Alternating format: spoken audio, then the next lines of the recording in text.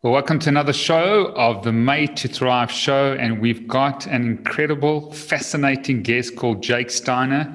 I'm really grateful for his calling and his purpose. His team reached out to me, and I've been shocked and fascinated at this man's work. Endmyopia.org has consumed a lot of my time because I am short-sighted. And the title of this podcast is going to be Ending Short-Sightedness. And I must say I'm still a skeptic. I really can't believe this. My eyes have been deteriorating for many years.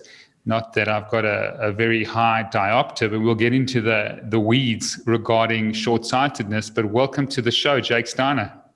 Thanks so much for having me on. I appreciate it. Well, I do want to start and just let you know that I'm a skeptic. I'm battling to break the narrative, Jake, that I've been taught for many, many years. Being at medical school, about 25 years ago, just never understood, this medical condition that we got taught being not a medical condition, but properly a refractive condition, as you mentioned on your website, and I have spent a lot of time there. Please, is it true that you can reverse short-sightedness? So I really love how you're starting this out, because skepticism is my favorite thing. There's a lot of people, and God bless them, that come to us that are much more open-minded than even I am, because I feel very strange being the guy talking about this, because I'm a stock trader, I'm an analyst, I do things very much mainstream, and I'm not straying that far from the mainstream. So for me to be this guy is kind of a huge irony. So I appreciate skepticism. I like skepticism. It's a healthy place to come from, especially with internet health related topics, which so often get very fringy and sometimes questionable. Cool. So where I like to start with, speaking of skepticism, is scholar.google.com. Are you familiar? I am. Yeah, of course. So for those who aren't, that's the clinical studies, basically, search engine of Google, where you're just finding studies and research and peer-reviewed clinical science, not general internet. I find that super useful whenever I run into a topic where I want a little bit of science background. Not to say studies are always the truth, but just I want to look at data. I go to scholar.google.com. That's always my starting point, and I highly recommend it to anyone who hasn't tried it. And the super short version on myopia is, if you type into Google Scholar pseudomyopia, Pseudo myopia, you will get tens of thousands of search results. And those are search results finding quoted peer-reviewed clinical science talking about that myopia, short-sightedness, not being able to see far away, is a muscle spasm. There's a focusing muscle in the eye called the ciliary. The closer you look at something, the tighter that muscle is. And if you look at something very close for hours and hours and hours every single day, eventually that muscle just spasms to some degree. And that's the definition of pseudomyopia. Not a question, right? Like, this is discussed to a great extent in clinical science for the last 50 years. And ironically, most of these references are in optometry and ophthalmology journals. Great. So tell us a little bit about your backstory, because you started at sort of -5 diopter, and it sounds like you got great vision now. And what was the journey like, and how did you discover this ending of myopia? Well, what I said before, I'm an analyst. I used to be a stock trader. I invest in businesses. I deal a lot with figuring out facts, and especially separating facts from what people would like you to believe. So I come from a very analytical background, and my myopia increased since my early teens, and I never questioned it. I actually kind of sort of enjoyed getting new glasses. It was a trip. It was an adventure. You get new stuff. You get super clear vision. Yeah. In my 20s, though, I got to -4 point something, 4.5, 4.75. And as you said, my vision was getting worse again very slowly. And I remember one night I was looking for a taxi, and they have little lights on them that are red or green. And my vision was bad enough to, at night, I couldn't make that out anymore. Went to the optometrist. The optometrist said, "You need stronger glasses." And my glasses were quite thick at the time. I was single. the stronger your glasses are, the smaller your eyes look behind them, right? Because that's how the lenses work. And the thought to me, and this is not very, elegant, but it was just basically me from a vanity perspective going, I do not want, just imagining even smaller, beady little eyes and even thicker glasses as a single dude. I was like, I can't. And so I asked a question that I never asked before, is what caused this? And being a guy that am a little bit fortunate in my position that I always look for what is the BS in the story. And the optometrist said it's a genetic condition, unknown origins. And to me, that was a big red flag, because how is that a genetic condition? Like, where did it come from? How come 20 years ago, there was a lot less of this, and 50 years ago, there was almost none of it, and 100 years ago, there was basically none of it. And if you go back to a few centuries before, only monks had myopia. And I'm not a geneticist, but I know enough about genetics and gene defects that this doesn't just happen in a span of a century to such a large portion of the population. So I'm like, it's unlikely to be a genetic condition. And them not being able to tell me anything further was just more red flags. So this was before Google Scholar. So I went to libraries and I started reading biology books, because that's what I do, right? Like, it's from my job, I'm used to having to go look stuff up. So I'm like, how does this thing work? I can spend a day or two, turned into a lot more than that, of what is this thing about? And I found pseudomyopia, also called near-induced transient myopia, which is the original cause of short-sightedness for most people. Clearly discussed, not a question. And most of the places it's discussed is in, again, ophthalmology and optometry journals. The same people that told me it's a genetic condition, the journals that are published for them say, no, it's not. It starts out as a muscle spasm. So that got me into this rabbit hole that normally I don't take things personally. Normally I'm busy, I let it go. But it was such a strange topic. And I went to another optometrist with printouts of the journals. And I'm like, what's this? And the first guy kicked me out of his office, literally. They were just like, oh, get out. I'm like, that's odd. And that made me just even more, this whole thing started from a not very healthy place. Like, I was angry, right? Because I was excited. I'm like, yay, there's a thing going on here that we can figure out. And when I found out that the people that sold me the glasses are complicit in this to varying degrees, it turned into a little bit of a personal thing. And then from there, I figured out that there's something called lens-induced myopia.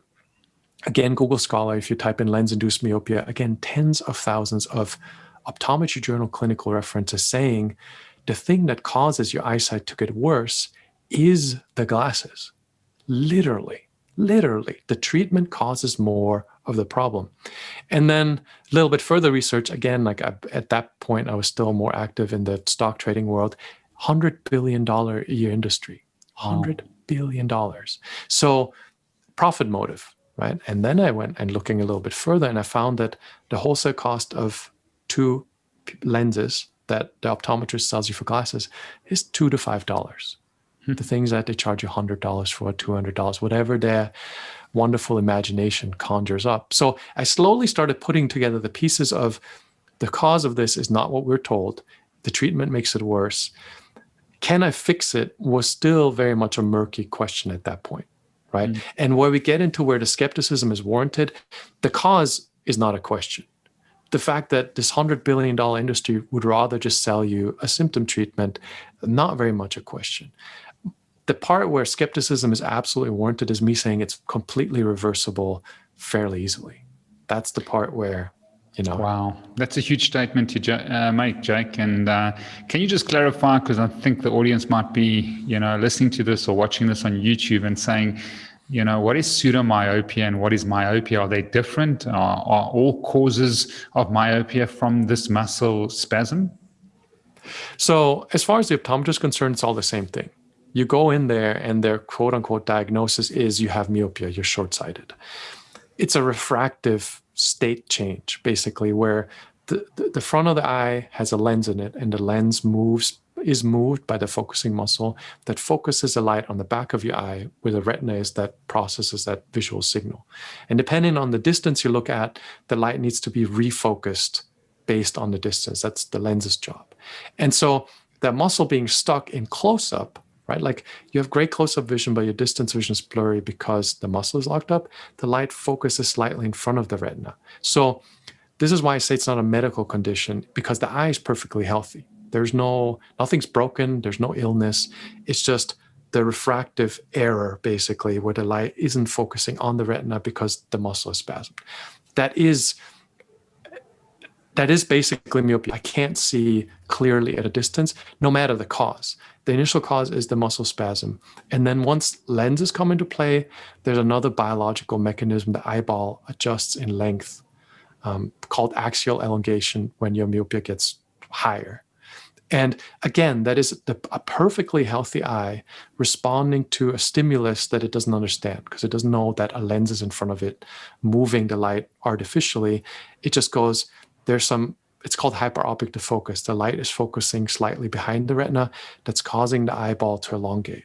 So in this whole process, we're dealing with a healthy eye that is adjusting to circumstances. First, it's under strain, right? Like the muscle spasm is caused by strain. And then later it's affected by the treatment that, again, it's a healthy eye adjusting to that. So right. Yeah, I mean, there's a lot of information there, and I think we just need to have a look at is if it all starts as a muscle spasm, then at what stage is it a time factor or variable that it changes where we get axial elongation? Is it a diopter range? For example, let's take myself. My left eye is minus 1.75. My right eye is minus 0.75. Initially, it was minus 0.25 and minus 0.75, minus 0.75. So I've regressed over the years since university days. So am I in the axial elongation phase, or is mine still a muscle spasm? It's debatable.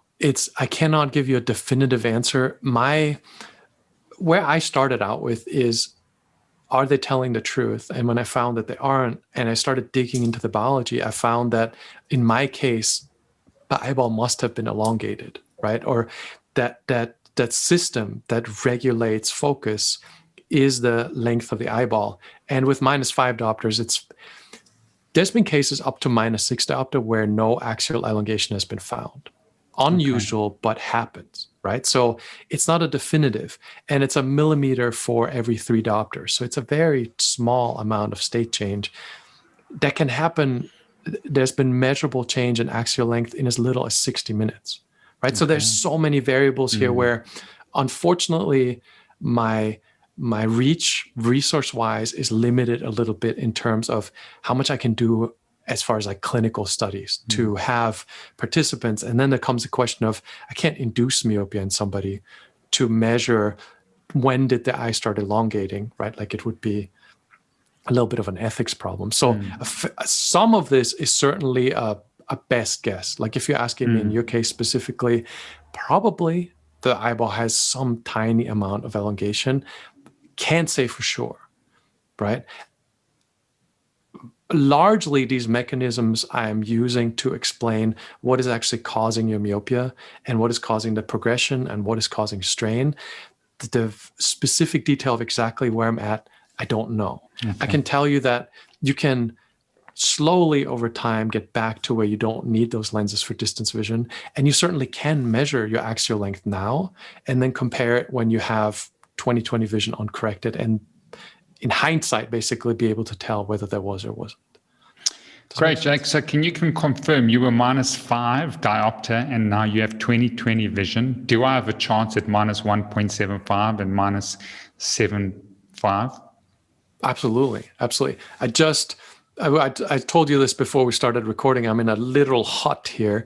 I just spent the last 3 or 4 hours driving through a mountain pass on a little motorbike at top speed with no glasses. I never had LASIK. I don't wear contact lenses. Very good vision, which is very much necessary for these roads. Absolutely possible. And that's an anecdote, right? Like I'm one guy.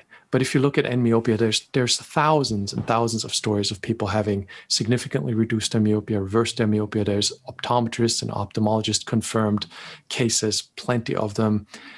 Again, I can't guarantee every single case, but the way the eye works, it adjusts to the stimulus throughout your life. That axial length continues to change, and that muscle wants to be relaxed. So if you adjust your habits and you add a proper amount of stimulus to challenge your eyesight, you should certainly be able to get back to the point where you don't need the glasses.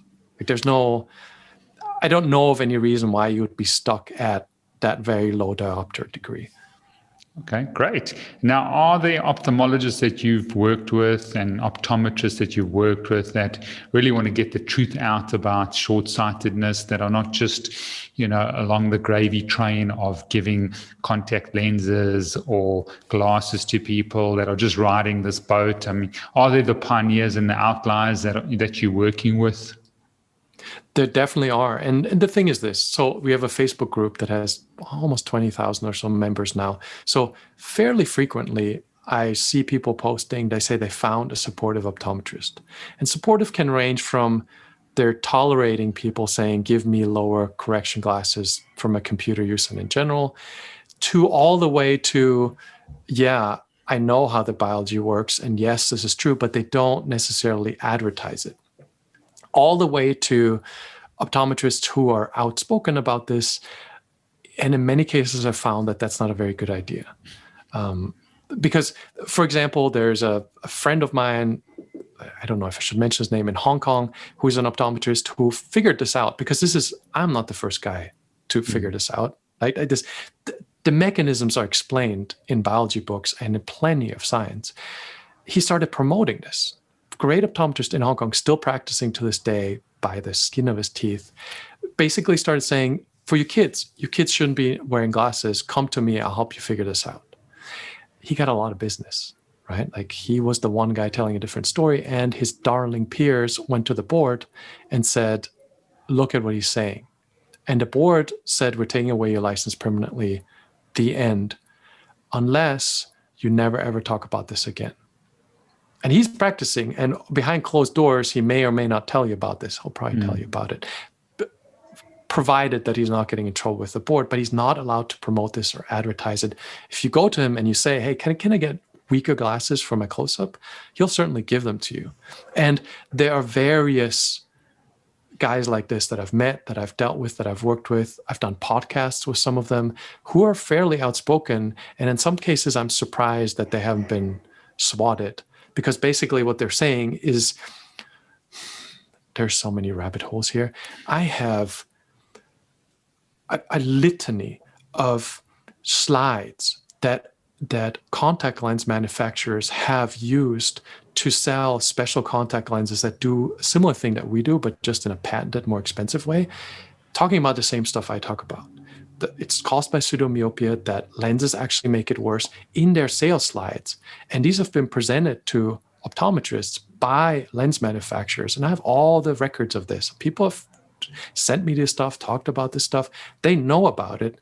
But until there is a product that can be patented and sold, until there's a product that can make profit, this is not a conversation. So you as an optometrist, depending on where you are and depending how the rules are in your area, you may or may be more discouraged to talk about this stuff. And some people my parents are both doctors, right? And I grew up in a family of doctors, and they would have 60 to 80 patients a day, and they'd come home at 9 o'clock at night and be dead tired. They have a few minutes for each person. They don't exactly have the luxury of time to question what they were taught about their profession. So I'm not mad at this point anymore at optometry. It's just, you got to pay the bills, and this is what you're taught, and this is what you do. And most people, this is what they want, right? So I'm sorry if I'm going on a long rant. No problem. Perfect. I see this as almost like an epigenetic disorder, where certain people would have a genetics for myopia, and then if you put them in an environment or situation continually, then that little muscle spasm contracts even further, and then they get some possible axial elongation. So would you classify this as an epigenetic sort of condition? There are genetic markers that have been found that don't cause myopia, but that make you more susceptible to axial elongation. And specifically in some Asian populations, those genetic markers are more prevalent. And interestingly, in those populations, myopia is far more prevalent, and generally the degrees of myopia are higher. Now, causality, of course, question, because there's also those same areas have very stringent education requirements, so the kids are spending a lot of time in front of screens. I've looked into this a great deal. The bottom line where I can probably quote some of the science is there are genetic markers, not for myopia specifically, but just susceptibility for the eye to want to elongate based on stimulus. Great. Is that the Japanese sort of statistic that Japanese teenagers, 96% of them are short-sighted? Is that what you're referring to, that the next generation? Japanese, Hong Kong, China has an extremely high incidence rate. Singapore, the Singaporean government has it identified as one of the top 3 health concerns, myopia. So especially in Asian populations, it's a significant problem.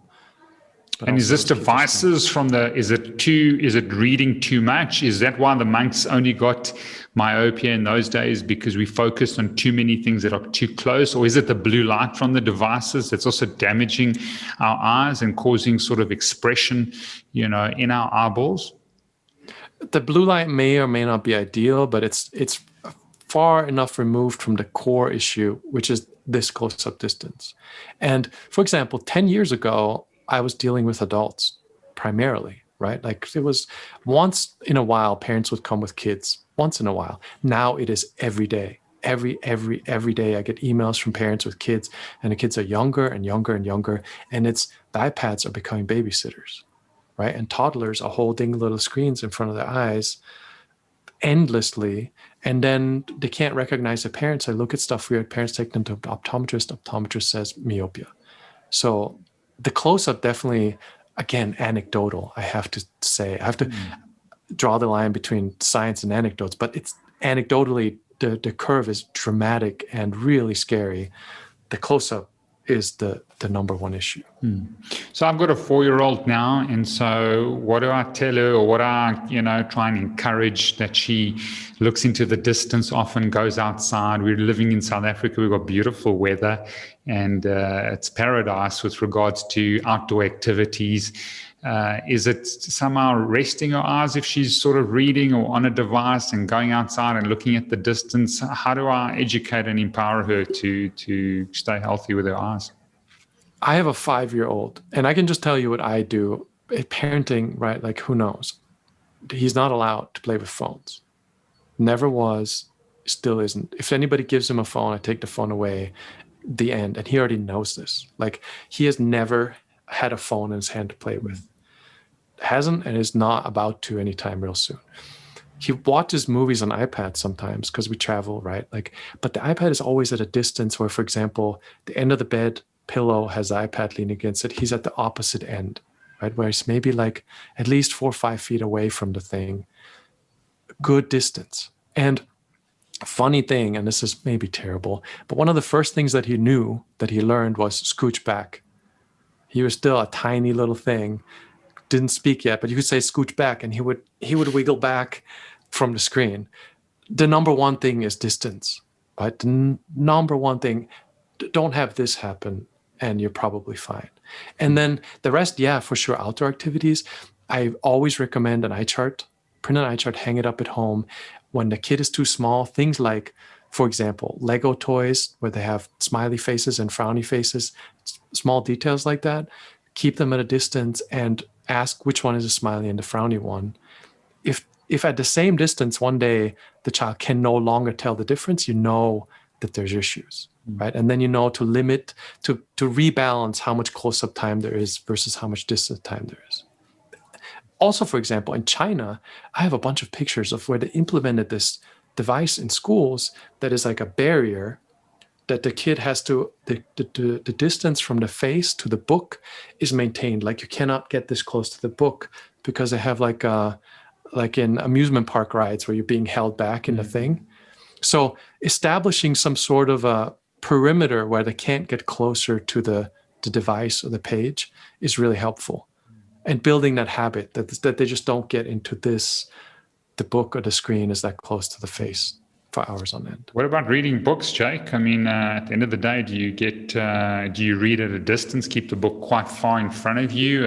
If the print is really small, how do you sort of counter that with children and with adults?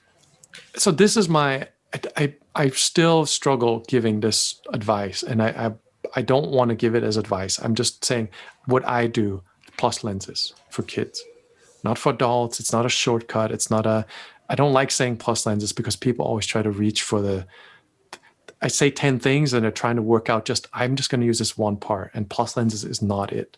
But for kids, a plus half diopter, like a small amount of plus, introductorily speaking, introduce it in a fun way, get them to pick cool frames, get them, it's your eyeball superpowers. The plus challenges that closer distance a bit and makes up for the page being relatively close. Not too close, right? But you still manage the distance. You add a plus half diopter, right? And you have the eye chart, you have the toys. Playfully, you make sure that everything's good. In 6 months, you might increase it to plus 0.75, right? Increasing the challenge slightly. Eventually, the child might be wearing a +1 or a plus 1.5 for most of their close-up activity. Fantastic prevention. The reason I don't like giving it as standard advice is because whenever you're introducing lenses, whenever you're introducing focal plane changes, there is a variety of possibility for side effects that I don't want to be responsible for. So in my case, I introduced them for 10 minutes at a time, made sure that everything's cool. Then we went to half an hour. And now it's like, if you're doing close up, we're putting them on and we're happy. Works very effectively, but it is absolutely DIY fringe. You're playing with a thing that has not been scientifically proven.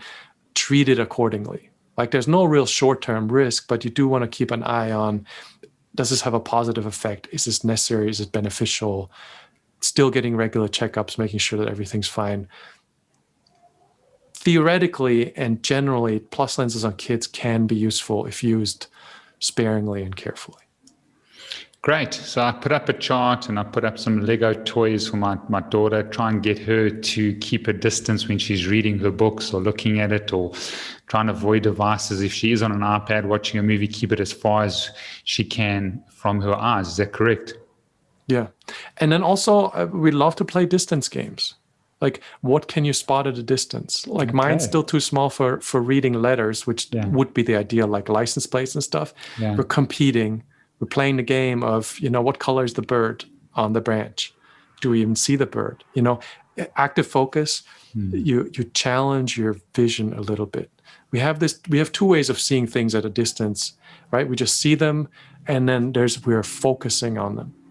And people with good natural vision who haven't been behind glasses for the last decade, they all have this, where you blink and you refocus, and things that were on the fringe of clear up. Kids have it, everybody has it. And encouraging that as much as possible. We always play those little games. Like, I make a habit out of it, and by now he's to the point where he comes up with them, challenges me sometimes with things that I can't quite see. Super helpful in just maintaining that positive, playful, and you being able to keep an eye on, are we not spending too much time with close-up and getting a little of the ciliary spasm? Almost a fun game of active focus. Is that correct? Yeah, absolutely. Absolutely. And it's just part of, we're living in this strange world now where screens, 10 years ago, this wasn't a thing, right? Like, now it is. It's so new. It's just like, imagine if sugar was introduced yesterday. It's tastier. That's all we're going to eat. That's how we're behaving with screens and kids now, right? Like, all kids want to do is watch and play games on the thing. We haven't, as a group, yet decided that that's not a good idea. If you gave kids the option, all they'd eat is ice cream and cookies, right? And we're kind of at that stage now where sugar was discovered yesterday, and now we're letting kids eat as much as they want. And as a parent now, we have this new responsibility to go, how do we manage this, right? In a healthy way, that we don't become the weird parent who's not letting our kids play with technology and stuff, right? So it's kind of we're living in strange times. Yeah. What about shooting, Jake? Shooting targets and trying to focus your eyes and hitting a target with a gun or a bow and arrow, and just thinking of, how that specific focus you need at a distance. Is that some way you could improve your eyesight? Absolutely. 100%. Those kinds of activities that specifically require you to focus at a distance consistently, regularly, and especially in a way that is something you want to do, it is super beneficial. Because people always ask me, how do I get away from the screen? right? And my answer is always, you need to find a hobby, something that's more tempting than the screen, that also encourages clear distance vision, right? Like whenever I do, like, we have a little tiny podcast, nothing serious, but whenever I have a little interview with surfers, for example, that have been reversing their myopia, whenever I hear surfer, I already know it's going to be a piece of cake, right? Because in the water, if you don't need correction, you're not going to want to wear it. You need to focus on waves. You need to focus on your environment for hours at a time. The vision improves dramatically, quickly, just given a little bit of stimulus and lower correction glasses. So these kinds of hobbies, super beneficial. Okay, great. Tell me, with regards to aging, they say that your eyes can improve from a short-sightedness point of view. What's the biology there? Or, I know that people have bifocals. Tell us a little bit more about that with regards to short-sightedness. The flexible lens in the front of the eye that refocuses light, it hardens with age. So as that lens hardens, it does less. The focusing muscle, having deformed it by the spasm in close-up mode, is less effective. So your lens is flattened, basically slightly improving your distance vision. That's the only thing that happens. The problem is the lens hardening we can't do anything about. And by the way, presbyopia is not really my topic. It's just, right, it's come up enough to where I have a little bit of ancillary experience.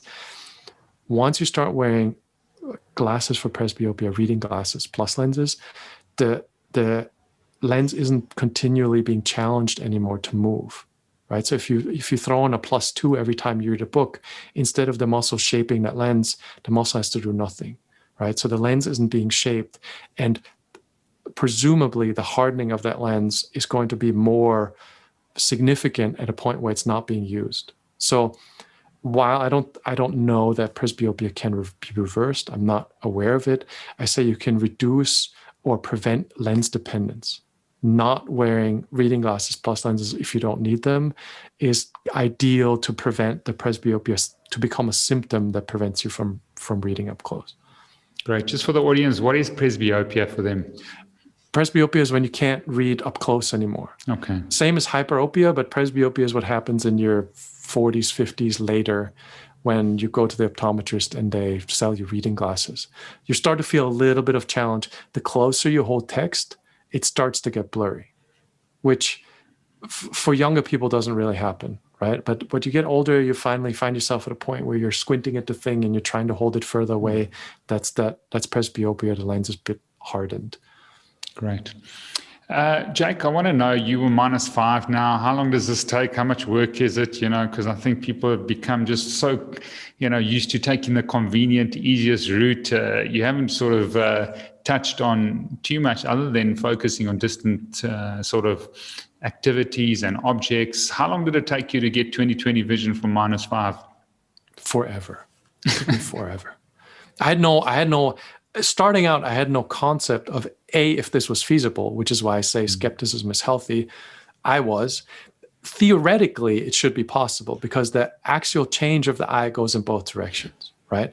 That's all I knew. I'm like, okay, so there are studies that show that the eye doesn't just elongate, it doesn't grow longer, it changes in length. So from going from the theory of I should be able to reduce the power of my lenses, get my eye back to normal, not knowing all the things we know now, because all the things you find on myopia now is tens of thousands of people's feedback over the last 20 years of refining and details and stuff. Right now, if you start right now at -5, next year you're at -4. And the year after you're at -3, and the year after you're at -2, and the year after you're at -1. That last diopter might take you a little bit longer, has a few unique challenges. But it's around the diopter year, not much more than that. Like that's right. Like you're doing good if that's what you're getting. It took me longer just because I didn't have the benefit of a lot of people trying stuff. And how much work is that a day? Is that 15 minutes of focus a day? Is that half an hour a day? What are the commitments that people would need to sort of adopt into their lifestyle? That's a good question. The commitment is 0. What I found, people sell these Bates method eye exercise concepts. And I always say those things don't work. For one, they don't address the problem very well, but also the time commitment on the scale of coming back from -5 is too long, right? It just is too long. So I like to say in the beginning, imagine like an easy university course. Like you're going to spend a couple months in the evening, half an hour reading stuff, just understanding the basics of biology and the basics of optics and how to measure your myopia, which you can do easily at home, buying glasses online, starting a log. It's a project to set up. And what you're setting up is habit changes, right? Like you're curbing your phone addiction a little bit. You're moving some of your screen time from the small device to a bigger screen that's further away. You're finding an outdoor hobby if you haven't yet. You're tweaking your habits away from constant screen use, right? And you're learning a little bit of why am I doing this? How do I measure what the impact of this is? After that initial bit, after the first reduction or two, it's autopilot. You're doing nothing because you built a series of habits where you're always wearing glasses that are a little tiny bit challenging. You have some hobby that gets you away from the screen for a few hours that challenges your distance vision. And ideally, you just, every 3 to 4 months, you're making quarter diopter reduction. And by and large, that should just be happening as a function of your habits, not as an ongoing commitment. Okay, great. Sounds good. I've downloaded your 7-day guide, which is quite fascinating, and started the program. I highly recommend it to the audience. If you want to improve your eyesight, then please go to myopia.org. Check out. There's a lot of information, research, articles, blogs that Jake's team have put up. And after that, once you've got the guide, just tell us the way forward, that what people can do, Jake. Most important, and I should have probably mentioned this earlier, is you need to think about why would I want to do this, right? Like the motivation, like what would I do differently if I had better eyesight? Mm-hmm. And big range of topics. Like if you practice any kind of sports, better eyesight will make you perform better at sports. If you're fighting posture problems, like you have neck pains, you tend to sit funny in front of a screen, it's really hard to improve that while you're wearing lenses and without better habits. Social anxieties, anxiety in general, not having good peripheral vision if you're wearing lenses. There's a whole range of reasons why you'd want to do this, right? Like that's why is always a good starting question, because you're not going to get into it if you don't have a reason to do it. And the number 2 thing, which is in the 7-day guide, is measure your eyesight. Because once you realize distance divided by 100 divided by a distance is diopters. So for people, the diopter thing is really confusing because they think it's some kind of medical term. It's just inverse meters. So once you figure out, I can measure my exact myopia just with a ruler. We have an iPhone app too that does it. They can just measure how far can I see before there's blur. Write that down, and then compare how far can you see before there's blur after 4 hours of Netflix. The number is going to be different, right? So now you're like, okay, now you have a tangible piece of data that says 4 hours of Netflix is not good for my eyes. And then measure in a shaded outdoor environment, right? Just bring a book, ruler, iPhone, whatever, measure the distance, and then compare it to an indoor dimly lit space. The distance is going to be different. That tangible evidence makes a lot of difference to people when you're like, lighting matters, right? And then you start questioning, because then I go to the optometrist, they say, I'm a -4. But actually my data says I'm -3 sometimes, I'm -2.75 sometimes I'm -4.25. You start seeing how variable that number is and how much you can affect it. It becomes kind of a game that is really hard to avoid when you go, if I work in my office at night in the dark, my vision is notably worse. Maybe I'm going to change some of those behaviors. That's what gets you into the rabbit hole, because once you've gotten there and you make one reduction on your own, like you buy a pair of glasses online or a friendly optometrist that are half diopter lower than where you are today, and you put them on and you can see just fine, then you're kind of in a place where you're like, right? It goes from reading and going, well, that's an interesting topic, to actually being engaged because you've done it. And now you've kind of liberated yourself from this sense of only the optometrist knows what's good for me, to you being able to take that action yourself. I think that's the It's a project, right? Like there's no 10 steps, there's no quick fix. It's a little bit of you're investing in improving yourself. I think it's true, and it's taking accountability for your own health and empowering and educating yourself to move forward in terms of optimizing your health. So, it makes you thrive. Working with a health coach or working with a group or a community that can help you along your journey, I think is important. And I think that's where your Facebook group comes in. So I recommend the audience to join that. But tell me, for myself personally, if I normally have to wear my glasses or my lenses at night to watch Netflix from a distance, otherwise I can't see clearly with my diopter range.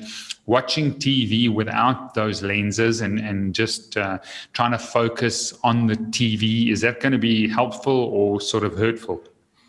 It may be too much. The way you can tell is, like, I used to love watching foreign films with subtitles when I still had myopia because the subtitles forced me to do active focus.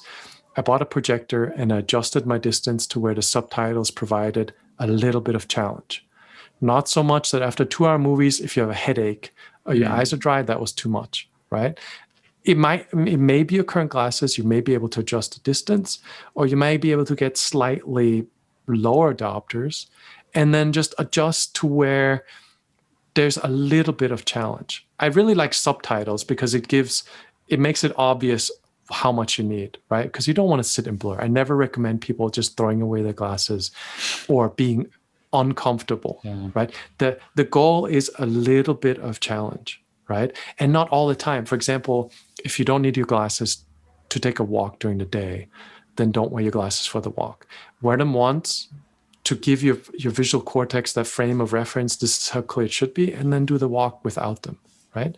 If that works, you're not driving a car, you're not doing anything dangerous, you're challenging your eyesight a little bit, perfect. When you need the glasses, nighttime, when there's lower amounts of light, your pupils are wider open, like the refractive error is going to be more noticeable in dimly lit conditions. Perfectly good reason to put those glasses on. I also say there's something about your brain, your visual cortex, having that reference of this is how clear the world should be, to keep yourself working on that reference. For people who never wear their glasses and they're just used to that blur, it's much harder to start with active focus because they don't have the impetus. There isn't anything in their head going, that's not how it should look.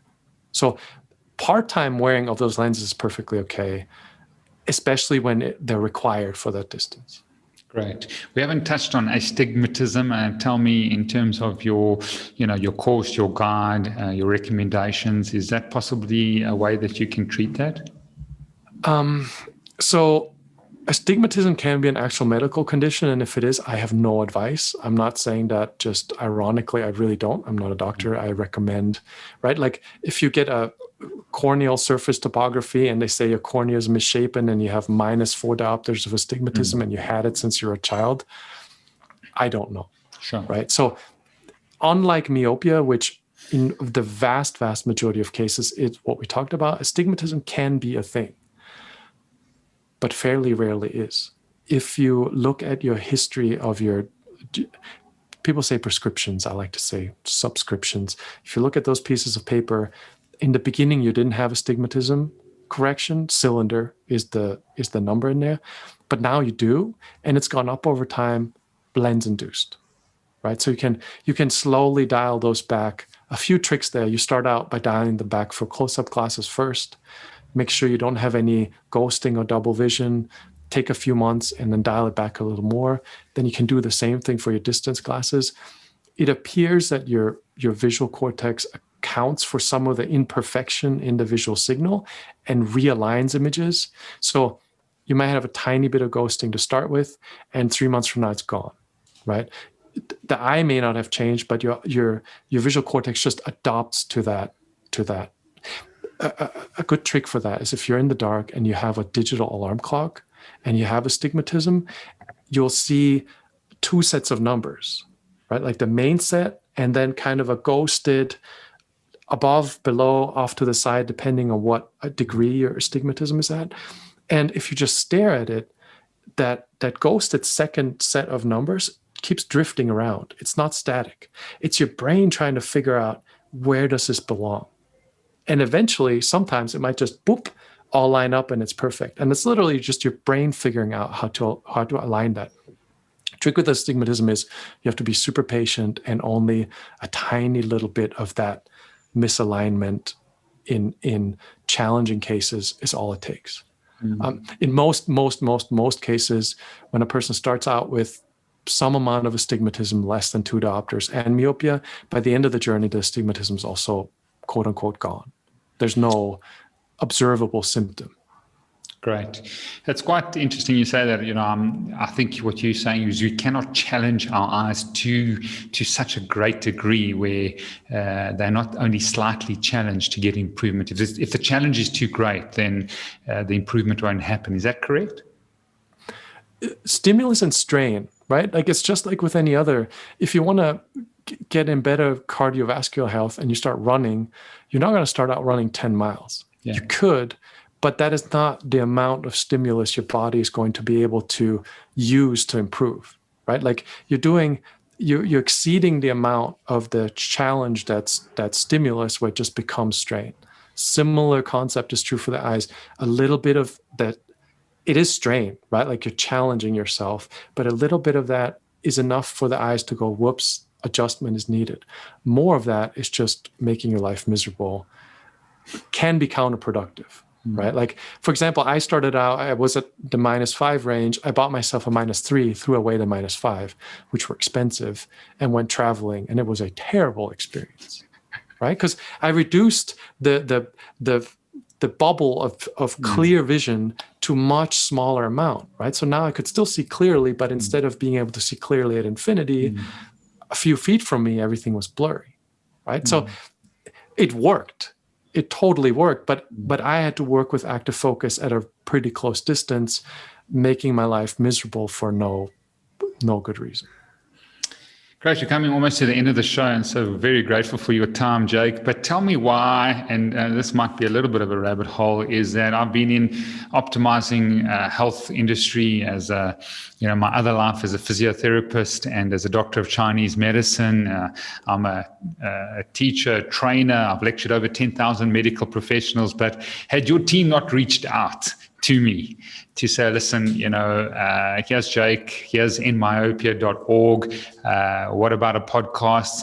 It just seems that this word and this process and these protocols have not sort of exponentially grown. What are the reasons and factors why this good news, it's almost like gospel to me, the definition of gospel is good news. It's really good news. This is incredible news. It can, empower the next generation. I've got a 16-year-old and a 4-year-old, and I've spent a lot of time on your website and your articles and your videos. It really is good news. But why has this good news not sort of propagated further into even biohacking circles? It beats me. Because when I found it, I don't understand how I am this guy. I do not understand it. I was sure if you would have asked me 15 years ago, I would have been like, I put this out there, it's going to spread, the end. I thought I was going to, write a few posts and that would be the end of it. Like I don't know. And I am not the guy. I mean, if you've been on my website, half of the thing is obscure jokes and rants and me talking about my made up, illustrious, invisible beard. It doesn't make sense. It doesn't make sense. Part of it is there's a fix. You pop in some contact lenses, you put on some glasses, you get LASIK, you move on with your life. Like there is a quick fix available. The interest level that people have compared to weight loss, muscle mass gain, hair loss, any kind of topics that address either a pain or a desire, this one isn't high on people's list. So there's that aspect. But other than that, it boggles my mind. Because it is incredibly effective, right? And we've grown a fairly large audience, despite me being a terrible host to this whole thing, because it is incredibly effective and it works. But I don't know. Elon Musk says we live in a simulation, and maybe this is my game level in the simulation. I don't know. Okay. Well, last question. What are the top 3 things that people can do today if someone's listening and saying, listen, I can't believe this. I can't, this is too good to be true. What can they start doing today to improve their eyes? First thing, I would go to Google Scholar to start seeding a little bit of doubt, because what you started out with, skepticism, I want you to be skeptical of both sides. Be skeptical of me by all means, but also don't blindly trust the optometrist. Type pseudomyopia in Google Scholar. Even if you don't read any of the studies, see that it's real. Measure your eyesight, right? Download that iPhone app. It's early times. It's not that great. If you go to myopia.org, there's a menu item resources. There's a list of all the apps. There's an Android app that was created by the community that kind of works. There's an iOS app that we created that kind of works, that lets you measure the distance. Or just grab a ruler and a book, and just see how far you can hold the book before you see blur. Measure that, and then convert that to diopters and realize that the optometrist thing is kind of a charade. It's a very simple thing, right? The biggest takeaway, if you don't even care about improving your eyesight, you still don't want it to get worse, stop wearing the distance glasses for close-up, right? The thing that if you listen to the show and your eyesight just every year is getting worse, the cause of this is you're wearing the distance glasses for close-up. If you go buy a pair of glasses that are a diopter or a diopter and a half lower and use those for your close-up, your eyesight's not going to get worse. Great. By and large. Right, that would be the main thing that keeps the progression going, is just you wearing glasses that are way too strong for all of your close-up. Cool. Well, I just want to thank you personally for your calling and your mission. I know you're quite a traveler, and I wish you all the best in terms of all your endeavors, and part of your community now. And hopefully we can spread the word. I've got a network throughout the world of podcasting, sort of health and performance podcasters. And so we'll do our best to get you out there. Very grateful as I raise my own kids and the next generation to try and prevent something that is not a medical condition. And that was really news to me. And so, yeah, just truly grateful. Thank you so much for your time. I really appreciate having me on. I really do, especially for a skeptic. I really appreciate that. Cool.